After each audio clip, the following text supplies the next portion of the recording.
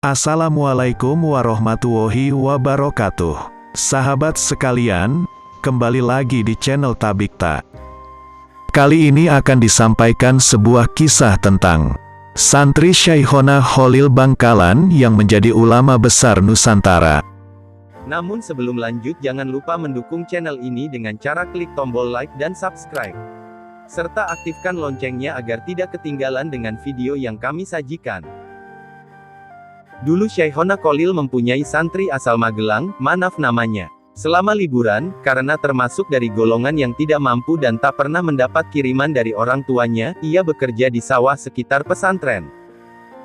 Dengan tujuan untuk mengumpulkan beberapa ikat padi yang akan ia gunakan sebagai sangu, selama mengaji kepada Syekhona Khalil. Sesampainya di Demangan, kebetulan Syekhona Khalil waktu itu sedang duduk di luar rumahnya, melihat santrinya datang membawa 2 karung beras. Beliau berkata, "Kebetulan ayam-ayamku masih belum makan." Manaf lekas memahami keinginan kiainya. Tanpa menunggu lama ia menaburkan beras 2 karung itu di kandang ayam-ayam Syekhona Khalil. Hasil jerih payahnya berbulan-bulan ludes pada waktu itu juga. Sebagai ganti beras itu, Syekhona Khalil menyuruhnya untuk mengumpulkan daun mengkudu sebagai makanan sehari-harinya. Santri bernama Manaf itu kelak akan menjadi ulama besar di zamannya, mendirikan pesantren yang memiliki ribuan santri hingga saat ini. Ia yang kelak lebih dikenal sebagai Simbah Kiai Abdul Karim, pendiri pondok pesantren Lirboyo Kediri. Lain lagi dengan yang dialami oleh santri bernama Muhammadun. Sehari sebelum santri asal Lasem itu datang ke Bangkalan, Syekhona Khalil menyuruh murid-muridnya untuk membuat kurungan ayam. Keesokan harinya Syekhona Khalil menyambut kedatangan Muhammadun lalu memerintahkannya untuk menjebloskan diri ke dalam kurungan ayam itu. Samina wa atona, ia laksanakan perintah sang guru tanpa protes sedikitpun. Kelak ialah yang akan menjadi salah satu jago tanah Jawa, menjadi kiai alim dan karismatik yang dikenal sebagai Simbah Kiai Maksum Lasem.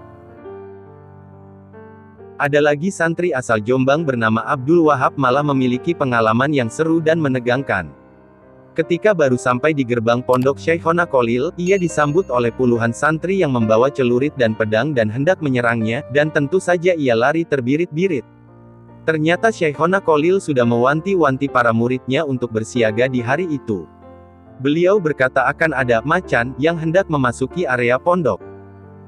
Dan sialnya, santri baru bernama Abdul Wahab itu yang Syekhona Khalil tuduh sebagai macan, hingga ia menjadi target serbuan para santri. Keesokan harinya ia kembali lagi, masih juga disambut dengan celurit dan pedang. Ia belum menyerah, ia mencoba lagi di malam ketiga, dan di malam itu ia berhasil memasuki area pondok pesantren. Karena kelelahan, ia tertidur di musola pesantren. Syekhona Khalil lalu datang dan membangunkannya. Dan di malam itu ia resmi diterima menjadi santri Kiai Khalil. Di masa depan, ialah yang akan menjadi macan NU pengasuh pesantren tambak beras yang kita kenal sebagai Simbah Kiai Wahab Hasbuwah. Dawu Al-Imam Al-Habib Abdullah bin Alwi Al-Haddad, orang yang mencari ilmu itu ibarat orang yang membawa wadah untuk meminta madu. Jika ia membawa wadah yang kotor, apakah sang pemilik madu akan menuangkan madunya untuknya? Tentunya ia akan menyuruhnya untuk membersihkan wadahnya terlebih dahulu. Ilmu itu layaknya madu, sedangkan hati kita adalah wadah untuk menerimanya. Semakin besar rasa takzim dan keyakinan kita terhadap guru kita, semakin besar pula wadah yang kita miliki. Dan tentunya, barokah yang kita dapatkan akan lebih banyak dan melimpah.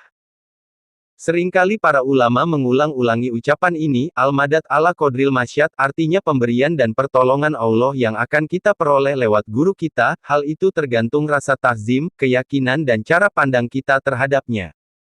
Tidak ada istilah mantan guru, biarpun setinggi apapun santri tetap selamanya menjadikan guru sebagai guru. Wallahu a'lam bishawab.